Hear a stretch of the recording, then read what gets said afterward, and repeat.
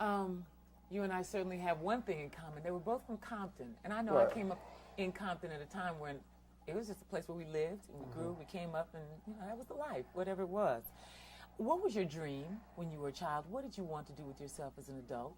Before I tell you that, I got to tell you something. I got to correct it. Say, I'm from Compton. You lived in Compton. It's a difference.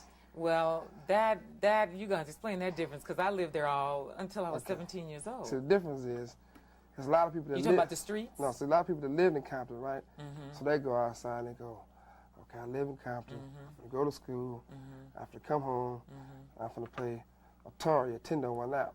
Then you got people from Compton who ran around in Compton and participated in everything that went on in Compton. If it was a neighborhood party, if it was a neighborhood fight, if it was a neighborhood football game, that's from Compton. But So you don't think I did that? Oh, you probably did, though. That's a whole That's other cool. conversation. I just play with you. But if you were saying street, Compton, and... I'm just messing with you. You probably did. What did you want to do? What was your dream as a child? When you said, I'm going to grow up, this is what I want to do. What was the dream? What happened was I went to Foster. I was in Compton. I went to elementary school. And they just had different people come to class and talk to us about careers. And ask each kid in the class, what you want to be when you grow up? What you want to be when you grow up? I told them I wanted to be a football player. Because when I was 5 years old, my father put my age up to 7, 8 years old, and I played football. That's when I first started playing organized football. First year I played, I got an extra trophy. It was cool. But when I decided I wanted to be a football player, they was like, there's nothing in the world more hard than to do is become a professional football player, so pick something else. You won't make it. So I thought about it. There wasn't nothing else I wanted to do. I said, look, this is what I'm going to do. So that's what I followed up. And I've always been the type of person where in class, I always been one of those, I want to make my own shit up. Like if the teacher say, well, write this, and, we finna have a spelling test, and we finna do mathematics, I'd be like, I ain't doing it. Then they say, well, draw something, tell us something, tell a story. I get to tell them, look, I'm going to be a president here, I'm going to do this. I've always been the type of person that just have a dream of having a whole bunch of shit and bring all my friends along and make something happen. So I just want to be me. Really? I never just set out to say I want to be this, but football was my goal. And when I got to that level where the football was, it was like for a lot of athletes and the coaches, it was a whole different twist than I thought it was. So it sort of disappointed me, so I decided to do something else. But it sounded like you always did have the dream in mind to be the head of, and like you said, bring your people along with you. Yeah, I felt that family and unity and love is the most important thing you have. And that people feel that other things stronger than love, but there's nothing stronger than love. Love and hate is the same thing. People might say, well, Suge way out, he could be mean. That's love. It's the same thing. Love is good, love is bad. So, either way it go, love is the most important thing. And I just want to be part of a family, which I've always been part of a family. Let's just change tapes. Oh, one more question here. Okay, with George Price. So, Papa G. Papa Hollywood. Papa Hollywood, that's right. You named him Papa Hollywood, didn't you? Yeah, that's Papa Hollywood. Why'd you name him Papa Hollywood? Well, he the grandfather of, Death Row. And there's nobody in the business more Hollywood than Papa Hollywood. He know how to sit and blend with all of them. He know how to do all that Hollywood stuff. Yeah. And, we was in Hawaii. Everybody else got shorts on, T-shirts on, just take the shirt off, it's all right. Papa Hollywood gonna come out there with the little Dr. boat shoes on, socks rolled down, shades, an umbrella, all the extra stuff. Bottle of champagne, So, but he was that missing link that Death Row was missing, so it was cool. Really? Yeah. It sounds like he is certainly part of the family, no doubt about that, but an invaluable part of the family. Oh, yeah, definitely. Because he's your link to the media. He's the one that keeps us coming. We keep, like the cover of Vibe magazine, for example, which was a dynamite picture, that whole concept. Before Papa Hollywood, we was getting used. Like you had a talent and you got the credibility, and everybody else was using us. They were saying, if you want Snoop, give us 4 9 Blinds. If you want this, give us this, give us that. They was trading something. And then when Papa Hollywood came, he came and said, look, this is Death Row. If you want Death Row, you got to deal with Death Row. And by us trusting him, we backed him. Like if somebody called me, like if you call me, you can be cool. I can meet you at a club, meet you at a restaurant. I don't care if you got a miniskirt on. You say, look, we want to do an interview. We ain't doing shit unless you talk to Papa Hollywood. So we, you know, we get each other back like that. So that give him, we put him in power. So a little short skirt wouldn't help. Oh, I ain't gonna help. I ain't no trick. Let's change tapes. Like if a person writes something, they should get paid for the shit they wrote. They should get the credibility saying they wrote it. If they produced it, they should get paid for producing it, and they should get paid, you know, and their credibility for letting the world know they produced it. In the past, a lot of record companies are built where people will pick the star. They go and say, okay, you are a producer. So everybody who do the tracks, we're going to say you done it. They didn't do it. We're going to take it from you because y'all too young. You're only 18 years old. This person older, so we're going to give him all the credit. So that's a bad mistake for Death Row or anybody else to do. So my vision is to say, look, let all the little young guys know if they come to Death Row and they produce the track, they get their credibility, they get their money. Same thing with the artists. That's one vision we have, and that's what we're definitely doing right now. And the other vision is that we're making a whole, we giving something for everybody. Because if we do so much stuff for the community and for the kids, we just can't say we just gonna do hardcore rap. Like now we got R&B, we got Michelle A, we got Danny Boy, we got a couple more groups. We got Hammer. You know, that's saying a lot. Yes. I mean, because you know, one of the things my vision with Death Row gonna be the people who say what's good and what's bad. Because a lot of times people will look at an artist or look at a producer and say they're not happening no more. It's over with. So we were sitting down and it was a conversation even with Hammer.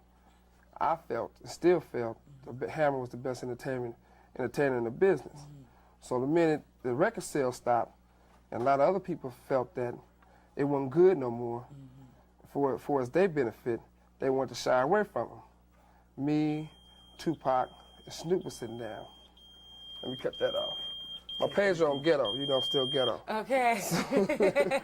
take the boy out the ghetto, Yeah, but you know. I don't know about no boy, but I didn't mean you particularly. Okay. You got one pass, it's cool. That's all right. No. No, but the thing is that we got a little circle. Yes. Like in our circle consists of for us the guys is myself, Tupac, and Snoop. So we sat down and we was eating and we was conversating. And me and Hammer go way back. So we was like, yeah, people trying to say Hammer's, shit ain't the bomb no more. So everybody's like, wait a minute, it ain't their decision to say what's good and what's not good. It's our decision. So we said, okay, we finna call Hammer and put Hammer on Death Row. And we're gonna go in there and make a record and make Hammer go sell all the records that he normally would sell and show the world. Because there's a lot of people imitating what Death Row does for us, putting records out there. So the future is to kill all the little games, the little kiddie stuff, saying who better and who's the best and who started this, who didn't. What we're gonna do for Death Row, we're gonna put out like about anywhere to 6 or 10 records out a year. Only time other people are able to sell records on our style is when we don't put a record out there. Then they'll mimic what we do and they'll say, okay, Snoop did it like this, so-and-so did it like that. So they'll go and copy the music, copy the lyrics, try to act like them, try to sound like them. And then for us, the fans, they'll be missing Snoop, so they'll go buy the next person. So it might not be his style, but, they'll still buy it because, they're missing what we've been put out there. So our whole goal now is to, get that done for us getting records out there. And for us, Death Row and myself, goal is I want Death Row to be, which it will be, more like a Warner Brothers, a Sony, a MCA, for we're going to distribute other artists for us, their labels. I don't want to go to a situation where Snoop got his own label. And he said, look, this is my groups. I'm trying to put my compilation together. I'm trying to put my group together. I don't want to be going, okay, good, give it to me. They on Death Row. I don't want to do it like that. I want to be so, okay, Doggy Style is your label. Okay, Doggy Style, Death Row. Death Row is now like Time Warner. The only thing different between Death Row and Time Warner, we still down in with the streets. Our heart's there. We won't cross them. How do you stay with the streets, though? Because I don't know, do you still live in Compton? I got a house in Compton. You got a house in Compton. And I'll be there, I'm going to tell you like this, I hit Compton at least, I'm hit Compton every day. And I'm going to stay in my house in Compton at least 2-3 nights out the week. So I ain't one of those people. It's not difficult then to stay in contact with where you came from. No, how you going to be scared of something that you are? And I'm not saying being afraid. Yeah. I'm just saying, you know. How you gonna be too good at something where you came from? The talent is in the ghetto. When I say ghetto, I'm a ghetto nigga. Period. Right? When I say ghetto, I don't mean tore down, rant down, because there's a lot of money in Compton. It's people have more respect for their cars and the way they dress in Compton than they do in Beverly Hills. You get people in Beverly Hills, you can look at the awards. People in Beverly Hills with money, they might show up there with jeans on, toe up, and shoes. They don't care. You get people in Compton, when they come to work, they finna be clean. Those girls finna take, if they counting checks, if they, whatever it is, they have finna be done, they finna look good. And every person with money, who they want? They be feeding off those ghetto women with that pretty look, natural beauty. Let me ask you something. That currently, you know, there's one group of people that would love to use as an excuse, white people won't let me do this, that, and the other. I see none of that in you. Can you talk to us about entrepreneurialism? You are a true capitalist. You don't seem like the kind of person that walks into a wall and says, the wall's here, I can't go through it. I think you make a door when you come to a wall. Can you talk to young black people, especially the ones who feel like somebody is holding them back? Ain't nobody holding nobody back. You gotta look at something. Let me say it like this. I know people say don't curse, but I'm a fuck up. Well, Suge might do something, they know I'm a fuck up, so it ain't no big problem. Now, if a fuck up like me can do something and make it, anybody can make it. All through from school, from elementary to high school to college, people looked at me a certain way. You know, like, he gonna get in trouble, this gonna happen, that's gonna happen. And I feel that, and I felt that I changed my life around and made it work for being an entrepreneur. A lot of people try to put a color thing in it. Yes. You know, they be going like, well, they don't want me to make it because I'm black. Right. In the music business, it's prejudice, but it's not black and white. It's young and old. Because, you know, the older people used to be the ones where say, oh, you got some groups, you want to be an entrepreneur? Give me all you got, give me your money, and I'll put your stuff out.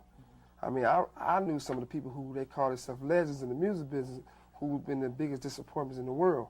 And I used to never say nothing negative about them, no interviews, no nothing, because I felt it didn't matter. I mean, I knew Dick Griffey. Now, I knew Dick since I was a youngster. And when I used to come to Dick with groups, he said, okay, I want you to loan me some money first, number one. Let me sell you a studio that I don't own, but Sony owns, but I say I own it, and it's yours. And, you know, we bought it, which it wasn't his to sell. Then he'll turn around and wait till you get all the stuff you got done for his discovering the Snoop Dogg and make sure he had money for his being there with the studio with him, make sure shit go all right. Then he'll tell you, well, I don't believe in rap music. I don't want to deal with no rapper. I don't want to deal with a DJ Quick. But all of a sudden, when it hits, he want to turn around and say, give it to me. It's mine. I want it. So it leaves a bitter taste in your mouth when it comes to for as older black men in the business, because I wouldn't say men, males, because these clowns who call themselves men ain't no, you know, they ain't no man. They males. They walking around trying to take from the, you know, the youngsters and turn into their wealth, because they went Hollywood and got out of touch. So, you know, you got to deal with a lot. When you're a young entrepreneur, you finna deal with the older black men in the business that try to steal what you got. You finna deal with the women who's gold diggers who trying to take what you got. Then you finna deal with the guys who's jealous of you, who try to lie on you and put you in jail. Then you got to deal with the police who might be jealous of you, who try to put you in jail. So you got a lot on your plate to deal with. But if you stay true to yourself and be a man about it, if you're a man and you're a man of God, you can deal with it. Right now, I ain't saying I want to go to jail. But if I went to jail, you ain't gonna see me up there crying. You ain't finna see me hanging myself. You gonna see me in jail calling home saying, everybody all right? Y'all got some money? Everything good? That type of stuff. So that's the type of things that we up against and we got to deal with. So it's sort of crazy. Yeah, you should be out encouraging young people who, because I get tired of that talk about we can't do it because somebody's holding us back. And then we see examples like you, and we're like, wait a minute, somebody's got to be right. Either you lying or they're lying. Right. So it's very interesting. But one of the things I said, not to cut you off, is a lot of the entrepreneurs who make it, it's not really the youngsters' fault. It's our fault. It's my duty to go back and get them some game and say, look, I made it like this. Because majority of the people who make it, they didn't come from the ghetto. They weren't no street brothers. They was like, they do it for a gimmick, and I hate that. I hate to see a rapper. I hate to see an entrepreneur. I hate to see somebody who grew up in a all white neighborhood, or middle class area, right? Never participated in nothing, no drama, nothing for us growing in the ghetto. College graduate, there's nothing wrong with being a college graduate. I did it. But they was one of those straight A students, you know, everything was perfect. Then all of a sudden, rap come out. They want to dress all kind of ways. They want to call themselves a gangster. They want to call themselves a street person. They want to say, you know, it's a problem with Death Row and Suge Knight and Snoop and Tupac against me. It's a war. That's the most craziest thing I ever heard of in my life. I get no stripes for slapping a female. I don't hit women. Or I'm a prayer on the week. So how I'm a war with a guy who ain't no man? You know, I don't have nothing against nobody out there who doing their thing. You doing your thing, you do it. But don't do an interview and say, well, the biggest war is between Death Row and my company. Death Row on a whole nother level. If they had a problem with us, we don't have a problem with nobody. Everybody know where we're at 24/7, either at the studio or at the office. If there's an event going on, we're going to be the first ones in the front row having fun. At the Super Bowl, we're going to be there betting, cheering. So we're not the one high. There's a lot of people who make up like stories to try to get themselves famous, or get themselves some ghetto power. That's the wrong way to do it. You know, if you're going to do it right. If you're going to be with Death Row, have one of these. Not really. Miss your leg. Nah, see, too.